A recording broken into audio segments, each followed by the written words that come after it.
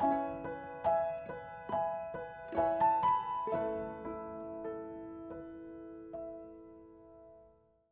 terima kasih buat malam yang indah ini. Terima kasih Tuhan buat penyertaan Tuhan selama ini. Kami tahu Tuhan, kami masih bernafas, masih bisa berkumpul pada saat ini, semuanya adalah kasih karunia Tuhan. It's by your grace. Kami mengucap syukur bahwa besok lusa, bulan depan, bahkan tahun depan, rencana Tuhan yang indah bagi kami sudah tersedia. Apapun yang terhilang di tahun ini, yang dicuri sama iblis di tahun ini, yang dialami oleh anak-anak Tuhan, semuanya akan digantikan berkali-kali lipat oleh Tuhan. Tuhan yang memperhitungkan, Tuhan yang tahu, dan kami percaya firman-Mu senantiasa adalah pelita bagi kami. Ajari kami Tuhan, supaya kami belajar untuk melihat pelita itu hari lepas hari, langkah demi langkah. Ajari kami Tuhan, kalau kami tidak melihat ujung dari perjalanan kami, untuk selalu kami berserah kepada Tuhan. Karena Engkau sendiri yang mengatakan, firman-Mu mengatakan pelita itu, firman-Mu adalah pelita. Oleh sebab itu Tuhan, kami percaya bahwa langkah demi langkah, tindakan demi tindakan, keputusan demi keputusan, semuanya berdasarkan kebenaran firman Tuhan. Terima kasih ya Bapa, Roh Kudus yang bicara, Roh Kudus yang mengajar sendiri. Di dalam satu nama Yesus Kristus kami berdoa. Kita sama-sama katakan, amin. Shalom semua, bisa dengar suara saya? Kalau bisa, kasih jempol. Oke, puji Tuhan. Saya akan bagikan tentang apa yang saya nggak mau bahas soal iblis, teman. Maksudnya apa yang kita alami, serangan-serangan yang kita alami, supaya kita paham setiap hari bahwa itu serangan, itu bukan dari Tuhan. Setiap hari kita pasti mengalami, bisa cuma satu, bisa tujuh-tujuhnya. Ini ada 7, ya. Ada yang pernah ngalami, ada yang sedang ngalami, dan ada yang akan alami pastinya. Nah, ini adalah siasatnya iblis untuk menggagalkan rencana Tuhan, supaya kita makin takut. Dan ini sudah terjadi dari dulu, dan ini akan terjadi sampai pada kesudahannya. Ya. Jadi bukannya berarti kalau kita berdoa, terus ini nggak ada lagi. Bukan. Kita berdoa supaya kita dapat kekuatan. Yang namanya serangan tetap ada. Tapi serangan itu selalu terjadinya hanya ke dalam pikiran anak-anak Tuhan. Itu kita harus paham dulu. Ya, hati kita ini sudah milik Roh Kudus. Yang iblis bisa serang hanya pikiran. Saya ulang ya, sekali lagi ya. Pikiran. Jadi yang harus dijaga itu adalah pikiran. Makanya dikatakan, iblis itu seperti singa yang mengaum-ngaum, mencari mangsa yang dapat atau bisa ditelan. Berarti ada yang manusia-manusia yang tidak bisa ditelan. Ada yang bisa ditelan, ada yang nggak bisa ditelan. Nah, saya percaya di Zoom pada malam hari ini semuanya nggak bisa ditelan sama kebohongan iblis, karena semuanya ngerti kebenaran. Ya, karena kalau bisa ditelan, itu akan menjadi sesuatu yang membuat orang akhirnya ketakutan lah, stres lah, dan nggak akan ada habisnya. Saya selama 20 tahun ini justru melihat orang yang paling takut itu adalah orang Kristen, bukan orang yang bukan Kristen malahan. Kan ironis jadinya. Saya punya teman-teman yang tidak kenal Yesus, justru mereka bisa melihat dari perspektif yang masuk di akal sebenarnya. Padahal kita anak-anak Tuhan ini diajarkan untuk berjalan dalam iman, dan itu akhirnya makin sulit, dan kita walaupun sudah mengalami pengalaman dengan Tuhan pun, kita kadang-kadang masih ketakutan. Ya, padahal kita ini diberikan kuasa dan otoritas yang luar biasa. Kalau ditarik kesimpulannya, sebenarnya ya bukan salahnya kita juga sebenarnya, karena bagi anak-anak Tuhan, serangannya pasti lebih dahsyat daripada orang-orang yang bukan anak Tuhan. Jadi oleh sebab itu, kita-kita ini akan diserang bertubi-tubi supaya iman kita ini luntur akhirnya. Jadi oleh sebab itu kita perlu mengerti, kita ini menghadapi apa sih setiap hari gitu ya, supaya kita sadar ketika itu terjadi, kita langsung klik, kita langsung katakan kepada diri kita sendiri, tidak, saya tidak mau ditelan. Saya tidak mau jadi mangsanya kamu. kamu hanya bisa mengaum-ngaum, kamu tidak akan bisa mencuri damai sejahtera, sukacita, dan apapun yang aku sudah miliki. Ya, oke.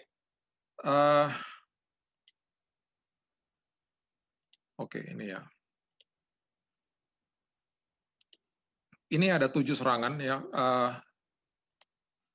Bisa lihat semuanya? Oke, slide-nya bisa lihat? Oke. Oke, yang pertama ya. Yang pertama nih adalah patah semangat. Ya. Ini nanti slide-nya ini saya akan kirim ke Ibu Nini sama Pak Frans supaya juga bisa dibagikan kepada Bapak Ibu sekalian. Jadi dicatat nggak apa-apa. Eh, yang jangan takut ketinggalan karena semuanya ini ntar saya akan bagikan. Saya akan kirim lewat WhatsApp. Nanti tinggal dibuka di WhatsApp masing-masing. Semuanya bisa dibuka dengan mudah, bisa dilihat di handphone masing-masing karena formatnya sudah saya buat seperti itu. Oke, yang pertama patah semangat. Saya tulis ada beberapa yang bahasa Inggris, nggak banyak sih. Cuma ada beberapa aja ini karena bahasanya lebih mengena. Patah semangat itu adalah sebenarnya discouragement to move courage away from you. Adalah sebuah apa ya? Sebuah caranya iblis untuk memindahkan atau menghilangkan keberanian kita sebenarnya.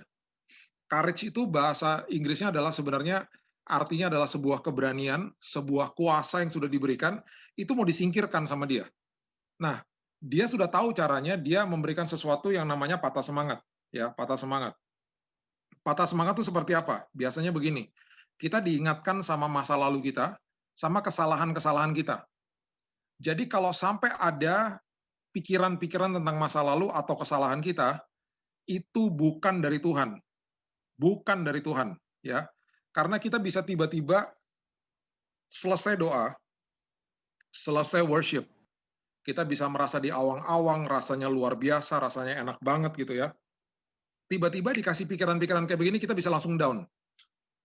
Ingat, itu bukan dari Tuhan. Makanya saya selalu anjurkan, perkatakan firman, karena Yesus waktu dicobai aja 3 kali, dia mengatakan ada tertulis, kemudian diikuti firman.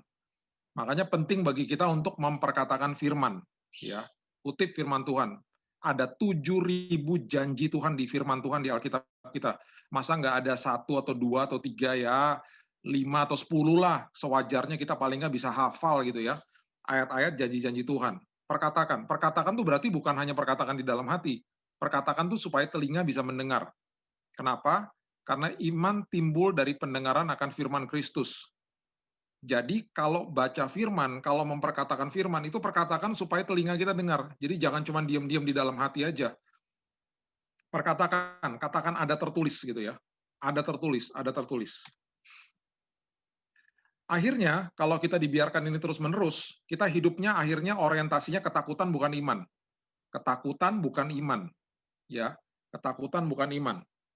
Roma 8 ayat yang pertama ya mengatakan begini, demikianlah sekarang tidak ada penghukuman bagi mereka yang ada di dalam Kristus Yesus. Bahasa Inggrisnya ini sebenarnya penuduhan. Penuduhan itu adalah condemnation sebenarnya, dituduh terus gitu ya.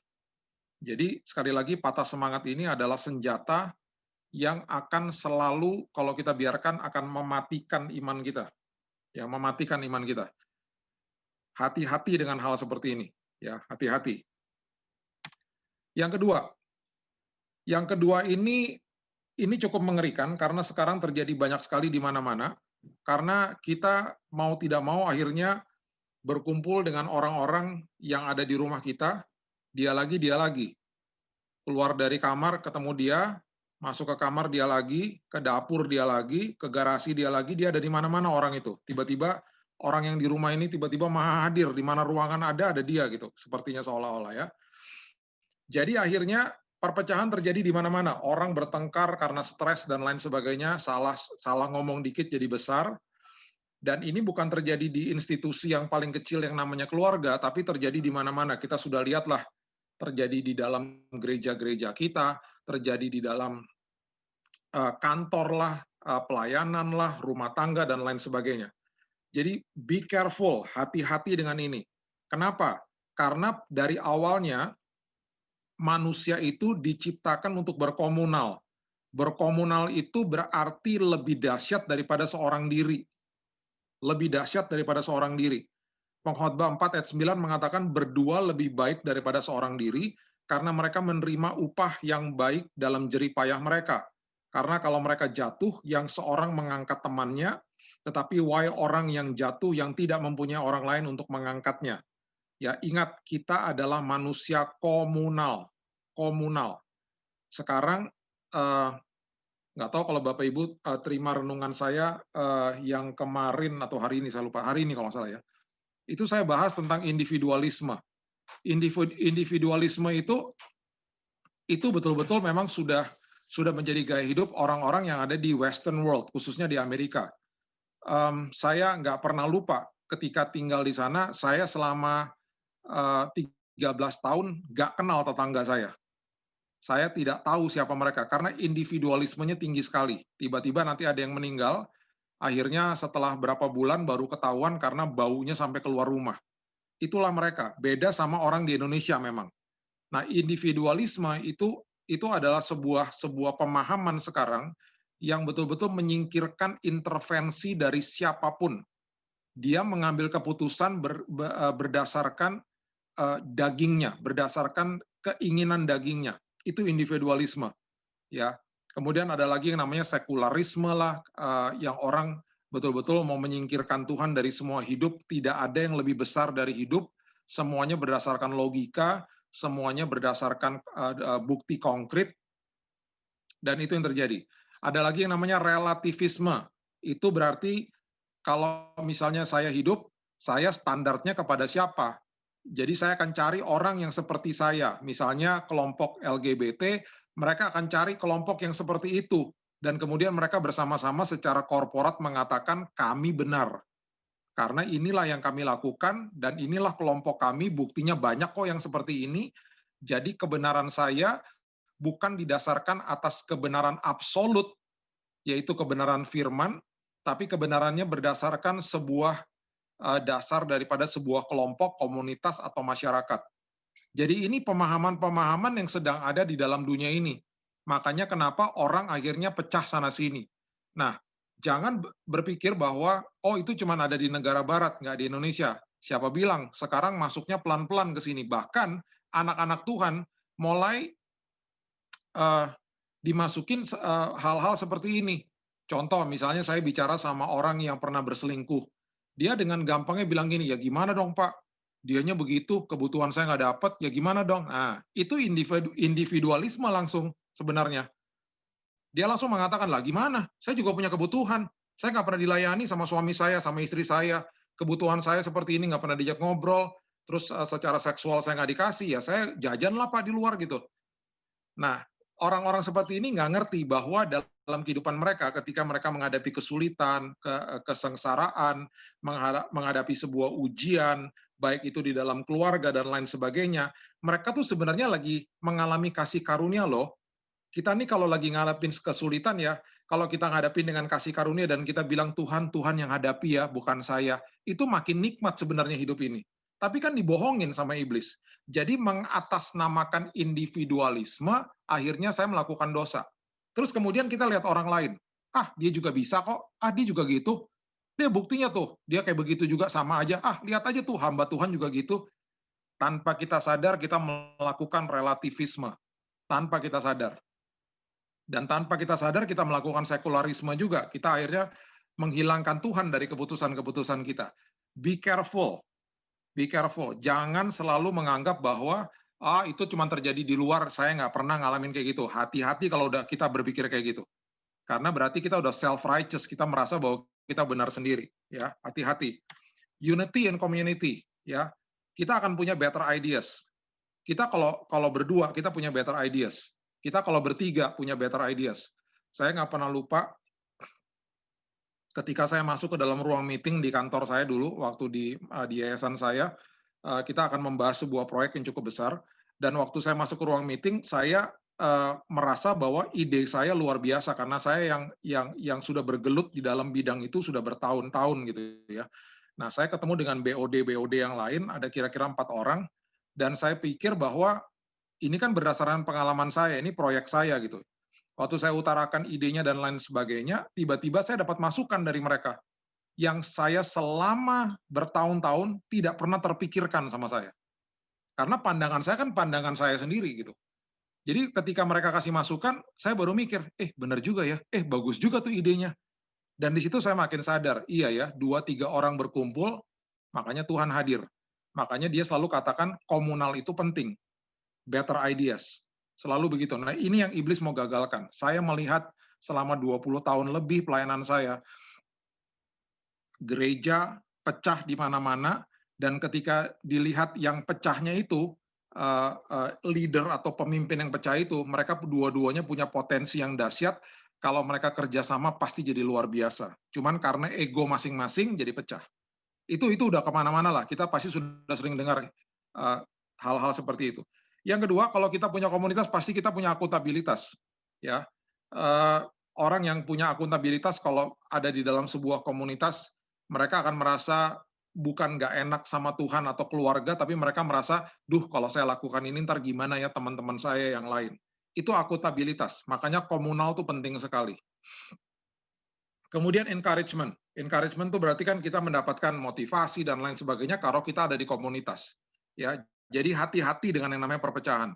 Hati-hati yang namanya mementingkan diri sendiri. Ketika ada sebuah konflik, ingat kata-katanya Yakobus, quick to listen, cepat untuk mendengar, lambat untuk bicara.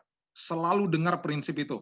Kenapa Yakobus menuliskan itu? Karena dia adalah saudara kandungnya Yesus yang di awal dia pasti nggak percaya ketika Yesus ngomong sama dia, lu tahu nggak, gue nih Tuhan, misalnya ngomong gitu ya. Bapak Ibu bisa bayangkan tiba-tiba ada adik atau kakak kita datang kepada kita bilang, lu tahu nggak, gue nih Tuhan sebenarnya. Ya kita pasti bisa mikir, ya, bener aja lu ngomong kayak gitu. Makanya di Alkitab mencatat dengan sangat jelas, Yakobus tuh di awal nggak percaya. Dia memberontak dan dia nggak percaya. Sampai-sampai akhirnya ketika dia melihat Yesus saudaranya sendiri, akhirnya bangkit dari kematian. Dia menjadi pilar gereja mula-mula. Makanya di bukunya dia menulis begini, quick to listen, cepat untuk mendengar, jangan berasumsi. Cepat untuk mendengar, lambat untuk bicara. Ya, itu kunci daripada kenapa saya dan istri saya bisa belajar toleransi selama ini. Kalau saya hitung-hitung, nggak sampai 5 kali kita pernah naikin suara. Ya, ketika suara udah mulai naik, langsung kita redam, dan itu kalau saya hitung-hitung selama pernikahan kami, paling-paling cuma 3 kali. Kami langsung diam, belajar toleransi, belajar untuk dengar. Itu prinsip kami berdua. Makanya kenapa akhirnya saya mengerti apa yang ada di dalam pikiran dia, dia mengerti apa yang ada di dalam pikiran saya. Ya, be careful. Yang ketiga adalah keraguan. Keraguan apa sih yang iblis kasih tahu sama kita? Kita juga nggak bisa begini. Kita sebagai anak Tuhan nggak bisa begini. Saya percaya ada Tuhan, tapi seringkali kita meragukan hal-hal seperti ini. Contohnya, yang pertama, kita meragukan kehadiran Tuhan loh. Seringkali tanpa kita sadar kita meragukan, ini Tuhan ada nggak sih ya? Kalau lagi ngadapin sesuatu yang sulit, mungkin kalau lagi menghadapi sesuatu yang suka-suka, yang enak-enak ya oke lah ya. Tapi waktu menghadapi sesuatu yang sulit gimana? Hari ini saya baca ada pesan di Instagram saya mengatakan, Pak, suami saya down sekali Pak. Dia udah ikut Tuhan udah lama. Dia melayani Tuhan, dia hidup sehat. Sekarang dia diagnosa kanker. Itu yang juga menjadi pertanyaan saya dan istri saya. Apalagi istri saya waktu saya didiagnosa, dia katakan, Tuhan, suami saya udah melayani Tuhan loh, bertahun-tahun. Dia hidup sehat loh Tuhan, kok bisa kayak gini sih? Gitu. Tanpa kita sadari, kita mempertanyakan kehadiran Tuhan, God's presence. Hati-hati dengan hal seperti ini, karena biasanya mulainya dari hal yang kecil. Ya. God's promises, janji Tuhan. Ya, sekali lagi ada 7.000 janji Tuhan dalam firman Tuhan kita. Ya, seringkali ketika masa-masa sulit, kita sulit percaya sama janji Tuhan. Ingat, dia bergerak di dalam sesuatu yang betul-betul bukan waktunya kita. Dia bergerak di dalam sesuatu yang sama sekali kita nggak bisa lihat gambar besarnya. Yang kita bisa lihat hanya depan mata jasmani dan dengan telinga jasmani kita. Ya, kita nggak tahu bahwa dia sedang bekerja sesuatu yang sangat dahsyat dan seringkali tidak terpikirkan. Jadi jangan pernah ragukan janji Tuhan. Yang ketiga, keraguan ini selalu diserang tentang rencana Tuhan. Ini bener nggak ya rencana Tuhan kayak begini dalam hidup saya? Beneran nggak sih? Saya nih masuk dalam rencana Tuhan. Pak, gimana nih Pak? Saya sama keluarga saya masuk rencana Tuhan nggak sih Pak? Gitu. Itu pertanyaan yang sering banget diutarakan sama anak-anak Tuhan. Ya, sampai hari ini saya masih dengar hal-hal seperti itu. Yang keempat, kuasa Tuhan. Pak, Tuhan bisa sembuhin nggak sih Pak? Gitu. Ingat, ya saya punya sebuah pelajaran yang cukup dalam tentang ini. Dan ini cukup sulit kalau dihotbahkan hanya 40 menit saja, karena ini memerlukan sebuah tanya jawab sebenarnya. Tuhan itu sudah memberikan otoritas dan kuasa. Kalau kita baca di Kisah Rasul pasal yang ketiga, ya, kalau kita baca di sana itu ketika murid Yesus masuk ke dalam sebuah tempat, ya, Petrus dan Yohanes mau masuk ke dalam bait Allah, mereka melihat ada orang yang lumpuh, ya, orang lumpuh yang udah sejak lahir dia sudah lumpuh dan dia harus diusung, diletakkan di depan pintu gerbang. Firman Tuhan dengan jelas mengatakan bahwa mereka mengatakan bahwa emas dan perak itu tidak ada pada kami. Mereka nggak pernah mengatakan, bentar ya, saya panggil Yesus dulu. Enggak. Mereka katakan emas dan perak tidak ada padaku, tetapi yang aku punya, yang kuberikan kepadamu adalah demi nama Yesus, berjalanlah. Itu otoritas. Otoritas itu adalah hak menggunakan kuasa. Otoritas adalah hak menggunakan kuasa. Contoh, analoginya gini.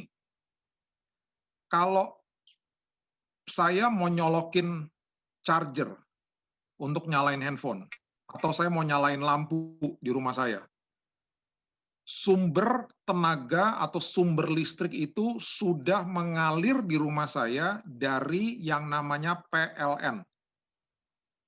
Kalau saya mau nyalain lampu, sangat konyol kalau saya manggil petugas PLN untuk nyalain lampu. Kan udah ada listriknya. Sama juga dengan kuasa dan otoritas yang sudah dikasih. Jadi beberapa minggu yang lalu, seorang teman kami besuk karena dia penderita kanker dan sudah masuk ke dalam tahap kemo yang cukup berat, ya. Dan waktu saya doakan dia, Roh Kudus dengan jelas katakan, jangan minta-minta lagi, perkatakan kesembuhan sama dia. Jadi waktu saya pegang tangannya, saya bilang gini, Pak, kita percaya ya Pak, Bapak punya kuasa yang sama sama saya. Ya, jemaat Tuhan punya kuasa dan otoritas yang sama pendetanya, sama kuasanya. Bapak Ibu di tempat ini juga punya kuasa dan otoritas yang sama sama saya. Sama. Jadi waktu saya pegang tangan dia, saya bilang, Pak, kita bersepakat ya, kita doa sama-sama, saya nggak mau minta-minta dari Tuhan, saya perkatakan dengan Bapak, kita perkatakan kesembuhan ya Pak. Kita berdoa. Saya bilang Tuhan dengan otoritas Tuhan. Aku perkatakan seperti Petrus dan Yohanes. Emas dan perak aku nggak punya, tapi dalam nama Yesus, engkau sembuh. Bapak Ibu, saya dapat kabar dari keluarganya. Kira-kira dalam hitungan 2 minggu, dia punya kadar kreatin, kadar-kadar yang lain, semuanya hasil lab report-nya, semuanya membaik. Saya percaya itu adalah kuasa Tuhan. Nggak mungkin kuasanya saya, kuasanya siapa-siapa, nggak mungkin. Jadi ingat, kuasa dan otoritas sudah diletakkan ke dalam kehidupan Bapak Ibu sekalian. Jangan pernah ragu. Ya, ingat analoginya PLN. Tinggal nyalain aja lampunya udah. Makanya Yesus selalu katakan, dia katakan ada tertulis, dia kutip firman, ada tertulis, dia kutip firman. Jadi jangan sampai kita mau dibohongi sama iblis, kita memegang kuasa dan otoritas. Keraguan yang berikutnya adalah kita punya keraguan tentang God's provision. Bagaimana sih Tuhan, saya setiap hari ini disertai Tuhan, kemudian ada perkenanan Tuhan tuh bener nggak sih Tuhan gitu ya. Itu seringkali menjadi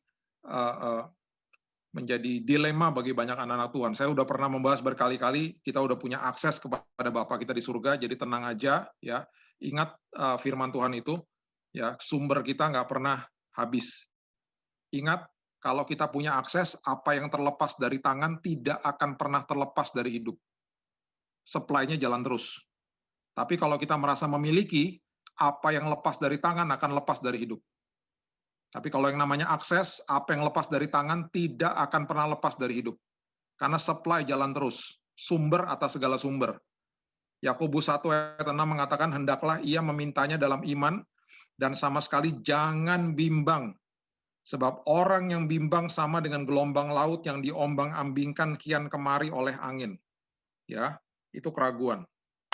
Yang berikutnya, tidak puas, discontentment. Seringkali serangan ini akhirnya kerap kali kita mulai membanding-bandingkan pasangan, keluarga, pekerjaan, status, harta, gereja, karir, dan edukasi kita kepada orang-orang di sekitar kita.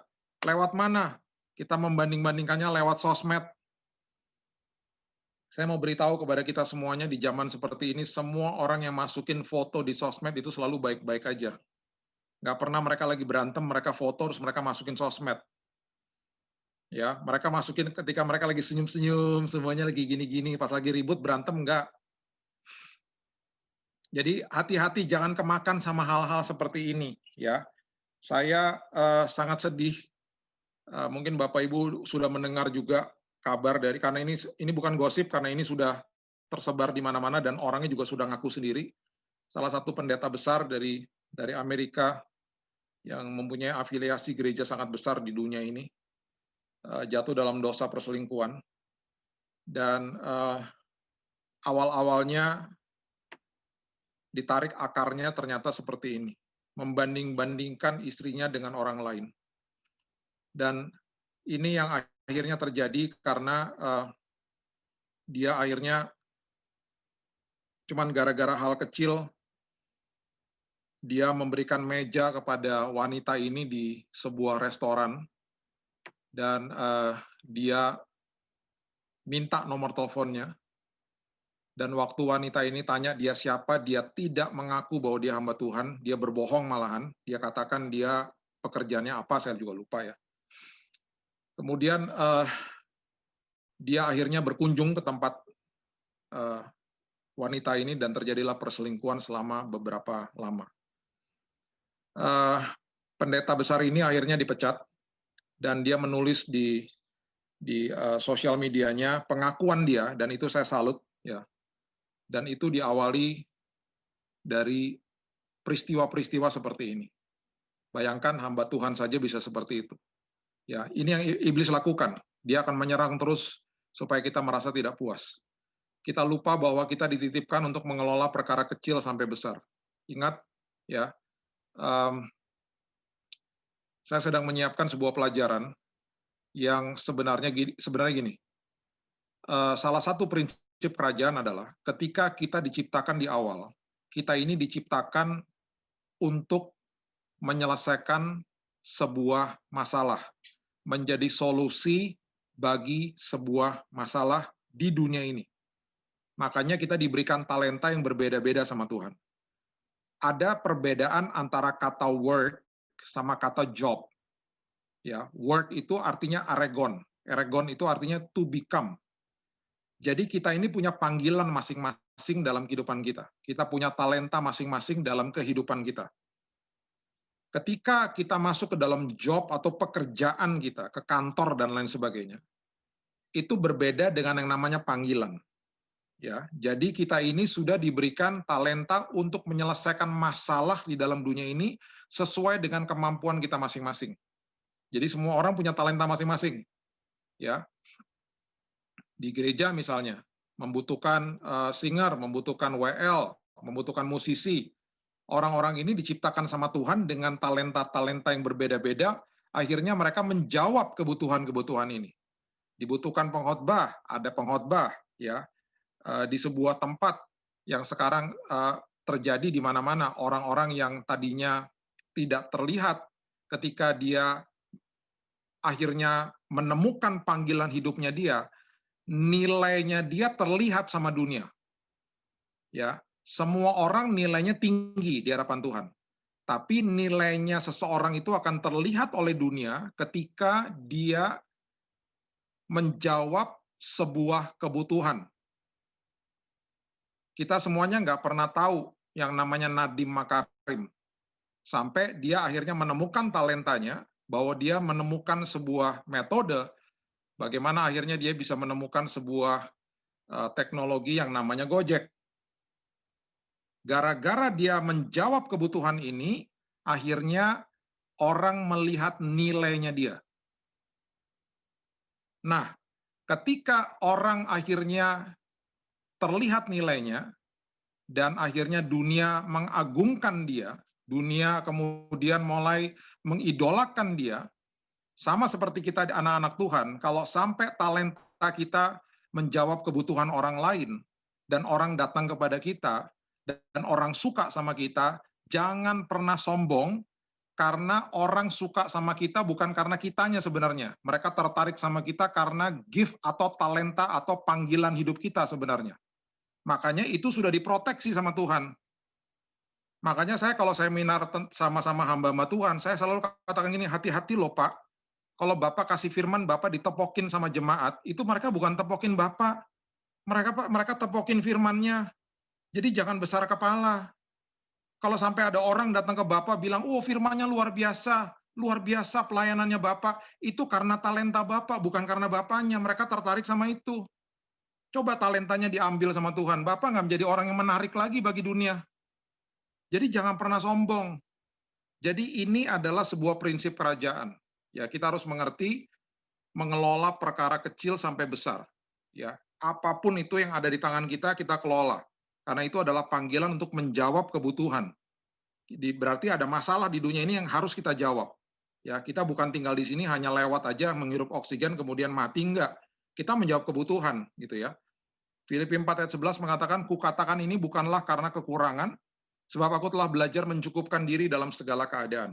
Ya, dalam semua aspek kehidupan, terima kasih Tuhan. Terima kasih Tuhan. Aku puas Tuhan, terima kasih Tuhan. Yang kelima, gangguan. Gangguan ini ada yang namanya short term distraction. Ini rada-rada susah dideteksi, karena kita dibuat sibuk melakukan hal yang baik, dan akhirnya lupa melakukan hal yang benar. Prinsip firman Tuhan begini, hal yang baik belum tentu benar. Hal yang benar pasti membawa kebaikan. Itu harus kita mengerti dulu. Jadi hati-hati dengan misalnya gini, iya kan Pak, saya kan sibuk karena saya melakukan semuanya untuk keluarga saya Pak. Saya untuk semuanya untuk istri saya, untuk suami saya, untuk anak saya. Seolah-olah baik memang. Tapi nggak benar, kenapa? Nggak punya waktu akhirnya sama keluarga, misalnya. Karena kerja terus, misalnya. Itu hati-hati dengan hal-hal seperti itu. Namanya short term distraction. Iblis paling pintar kalau udah main-main begini. Ya, saya selama 5 tahun terakhir, waktu saya akhirnya jatuh sakit, saya sebenarnya kurang waktu dengan keluarga. Karena hari-hari biasa kerja, malamnya kadang-kadang, bukan kadang-kadang ya, 5 kali seminggu saya melatih orang di gym, dari jam 5 sampai jam 7, saya pulang udah jam 7, jam 8, ketemu keluarga hanya sebentar, Sabtu Minggu, setengah tahun itu pasti saya traveling keluar kota. Ya, jadi setelah selesai sakit di rumah sakit, Tuhan bicara, stop udah, kamu tidak lagi terlibat di yayasan kamu, stop. Sekarang saya betul-betul menikmati waktu dengan mereka, gitu loh. Ya, yang saya pikir dulu baik, saya melakukan banyak hal, bertemu dengan banyak orang, seolah-olah sepertinya menjadi berkat bagi banyak orang, tapi nggak benar. Nggak benar, itu short term distraction, hati-hati. Long term distraction ini yang parah. Ini yang cukup parah, karena gini, jangan pernah berpikir bahwa apa yang saya lakukan sekarang ini tidak akan berdampak di waktu yang akan datang, kalau kita nggak berubah. Ya, contohnya tadi, ketika seorang hamba Tuhan ini cuman tukar-tukar nomor telepon, di awal dia berpikir bahwa ini harmless gitu ya, sepertinya kayaknya nggak ada bahayanya.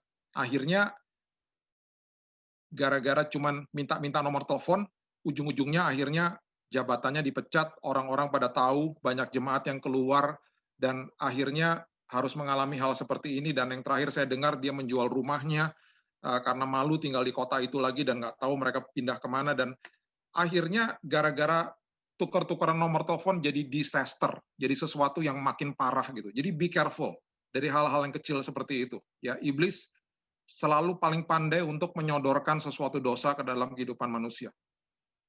1 Korintus 7 ayat 35, semuanya ini kukatakan untuk kepentingan kamu sendiri, bukan untuk menghalang-halangi kamu dalam kebebasan kamu, tetapi sebaliknya supaya kamu melakukan apa yang benar dan baik. Firman Tuhan katakan benar dan baik, bukan baik dan benar. Dan melayani Tuhan tanpa gangguan, ya, benar dan baik. Kalau benar pasti membawa kebaikan. Kalau baik belum tentu benar. Jadi harus betul-betul minta hikmat sama Tuhan. Tuhan, saya mau melakukan yang benar, bukan yang baik saja, ya. Yang keenam, kebohongan. Ya, ini selalulah kita tadi sudah bahas juga, banyak kita sudah bahas yang Tuhan katakan salah dibilang benar, yang benar dikatakan salah sama iblis. Ya, 3 dari millennials di Amerika setuju dengan perkawinan sesama jenis. Jadi ini semua kebohongan-kebohongan seperti ini ya akhirnya sudah menjadi normatif gitu ya, hal-hal yang jadi biasa gitu. Karena mereka akhirnya merasa bahwa udah biasa kok, semuanya juga seperti itu kok gitu ya. Salah satu prinsip yang saya sering mendengar dari anak-anak muda dan bukan hanya sekarang saja, waktu saya juga masih umur-umur 20-an, ini teman-teman di kuliah saya juga sering banget ngomong begini. Coba sebelum beli. Itu adalah prinsip seks di luar nikah. Itu sampai hari ini masih begitu. Saya tanya sama anak saya juga, kulturnya masih begitu. Jadi kebohongan-kebohongan ini nggak pernah ada habisnya gitu ya. Dan banyak lagi hal-hal yang lain. Ini hanya contoh saja. Ya. Yang 7 yang terakhir adalah kehancuran. Kehancuran seperti contohnya saat ini. Banyak kehancuran yang dia lakukan seperti bencana, perang, penyakit, pandemi ya, kecelakaan untuk membuat kita makin takut. Ya, makin takut. Jadi dia akan melakukan banyak hal seperti ini. Ingat, ya ingat, kita hidup di dalam dunia yang sudah jatuh. Jadi jangan pernah mempertanyakan Tuhan kenapa ada hal-hal seperti ini. Memang dunianya sudah jatuh. Tapi Tuhan mengatakan ketika engkau tinggal di dalam aku, imanmu di dalam aku mengalahkan dunia. Mengalahkan dunia. Jadi dengan kasih karunia Tuhan, kita ini ketika berdoa dan minta kuasa Tuhan, kita bisa ditaruh sama Tuhan di tempat yang tepat, di dalam jejaring yang tepat, di dalam waktu yang tepat. Ketika ada pandemi, kita bisa nggak kena, gitu loh maksudnya. Itu namanya mengalahkan dunia. Saya bisa ada di dalam sesuatu suasana yang tepat, situasi yang tepat. Makanya saya selalu katakan begini, kemanapun Bapak Ibu pergi makan, misalnya contoh aja ya, bilang sama Tuhan, Tuhan tolong ya Tuhan, aku akan terus berusaha untuk makan sehat misalnya. Tapi ketika aku harus makan sesuatu dan lain sebagainya, misalnya makanan yang menurut saya nggak sehat, aku kuduskan ya Tuhan menjadi kekuatan bagi hidup saya. Ya bukannya berarti kita ngeyel dan kita makan yang nggak karu-karuan. Saya belajar bahwa saya hidup sehat, kena sakit juga tuh. Kalau Bapak Ibu tahu ada namanya Febiola, dia barusan kena kanker payudara, ya teman saya. Dia hidup sehat, dia makan sehat, saya juga gitu kok. Jadi berarti apa? Kesehatan bukan tergantung sama makanan dan tergantung sama gaya hidup juga. Kita bisa melakukan itu semuanya untuk membuat badan kita fit. Tapi kesehatan itu bukan datang dari mana-mana. Kesehatan itu datang dari Tuhan. Titik. Makanya nggak bisa bergantung sama hal-hal seperti itu. Oh, saya ditegur sama Tuhan. Saya dibilang, waktu saya lagi di rumah sakit dikasih tahu, kamu tuh sombong. Saya bilang, sombong apa Tuhan? Saya nggak pernah ngomong sama siapa-siapa kok. Bahwa saya begini, saya sehat. Enggak, kamu sombong sama diri kamu sendiri. Kamu merasa bahwa kamu selama ini olahraga 15 tahun, kamu kemudian makan sehat, kamu hidup sehat, kamu body fat kamu tinggal 9%, itu kamu sering ngomong sendiri sama diri kamu sendiri. Sampai-sampai kamu kalau istri kamu bilang suruh cek darah, kamu nggak mau. Kamu segitu yakinnya kamu sama kehidupan sehatmu. Kamu sampai bergantung sama gaya hidup sehatmu itu. Tanpa kamu sadari jadi Tuhannya kamu. Oh, saya nangis dong, saya nangis, saya bilang, Tuhan saya nggak mau lagi kayak gitu.